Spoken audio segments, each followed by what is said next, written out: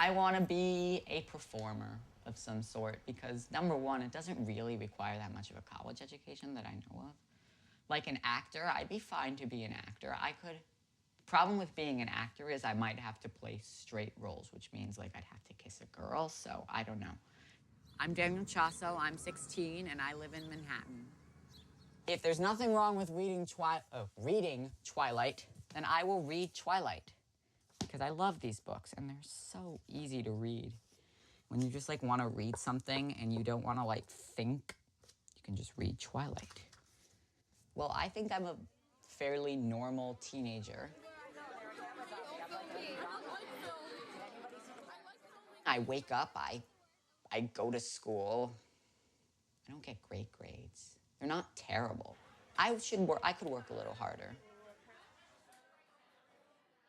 Extracurriculars, I play the piano, I like taking pictures. I have like one of those, you know, big artsy cameras, but but I haven't done it in a long time, so I should really definitely get back to that because it's fun. I really like taking pictures of flowers. Wow, that's really gay. So I think it's per each person. There's so many misconceptions. I could go into every single one of them and burn through way more than my allotted time. I hate the whole, they all want to be women. It's not true. But just because I do, doesn't mean everybody does. Mm-hmm. I don't speak for the entire gay population, though that would be pretty nice. I feel like I wasn't born gay. I feel like there's some people who they come out and they like are born and they're immediately like a lesbian or a gay guy. But I think the main thing was I was raised away from like sports and competitiveness, and I never hung out with, I never had play dates with other little boys. I was always with the other little girls, and I never played sports as a little boy. I was that kid who sat at home playing cello all day. And you know that there are guys who don't play sports, who play classical instruments, who are straight. So I don't know, maybe it's a combination of both. I've always been a very sensitive person, which guys are actually sensitive. They're just not so obvious about it. I don't mind crying in public. Who doesn't want cookie dough?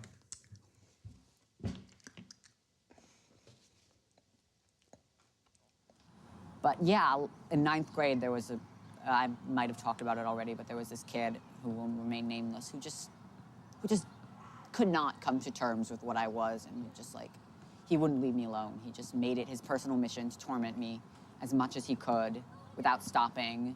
He threatened violence against me numerous times. Oh my God, let me tell you, like, I used to sit next to him in math class, even though I could have moved. I don't know why I didn't.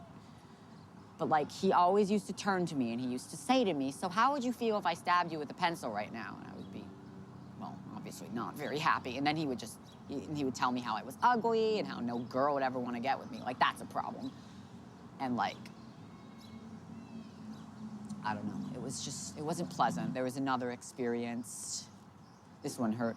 In a strange way, this one hurt a lot more because it was someone I thought was my really close friend. But this person just started calling me these really bad names this one day, and then he like started screaming it at me. Not screaming, but like he would say it and he would look me right in the eye, and he has these like shocking eyes, and it was just really upsetting because he kept saying it and saying it, and then, "Oh, you're calling me a faggot right now, but that's fine. I'm gonna call you an offensive word."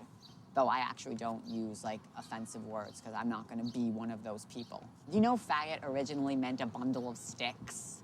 I don't know how it's progressed to an offensive word for a homosexual. It's been used for me as an insult so many times. Just a terrible word that people shouldn't use. It's not necessary. You can insult me in many better ways than calling me a faggot.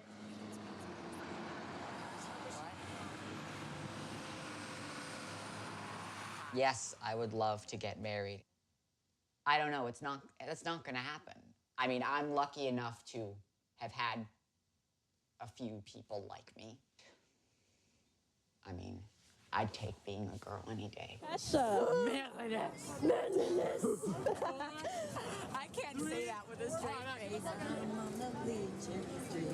the day when you wake up and find that what you're looking for has been here the whole time. I feel sometimes like I'm in the body of a woman and I should be dating more manly men. A lot easier to relate to girls than it is to boys. There's a lot of societal fears of two men being together, so it's not easy. It's hard to like someone who doesn't like you back. And you learn, I'm saying this to all the people who are coming out right now, you learn it's not smart to like people who won't like you back. Sure, you can look at them and be like, oh, damn, hot, but you can't like them. You can't turn a straight man gay. I just remember it was this other gay guy that I sort of looked up to as a role model, and he got this question that said, well, I'm the closeted homosexual son of a military man who's very homophobic. And it just really, it sort of moved me. Because like, this guy has it way worse than I do, and his parents, if they were to find out about him, they would never love him or accept him. That's just terrible. So when I look at things like that, and I put my own self in perspective, where I have my father discussing the attractiveness of men with me, it's just like, it's a lot easier for me because I'm so loved by my family. And I really think my family has really helped me to be the confident person that I am. So right now, I'd say I'm living the teenage dream of a gay. And I have a lot of friends, at least I flatter myself, I have a lot of friends. I'm sort of happy, and I think this guy, I can't say I like him because we've only met once, and how awkward would that be? I met you once, I have a crush on you. But he's cool. He's really funny like me, and he's a singer. So like maybe we can perform hot duets together. And I mean, there's not nobody here. Teenagerdom is not your whole life, and I hope to go to college, just live a normal life. Go to college, maybe even get married, adopt a kid or something.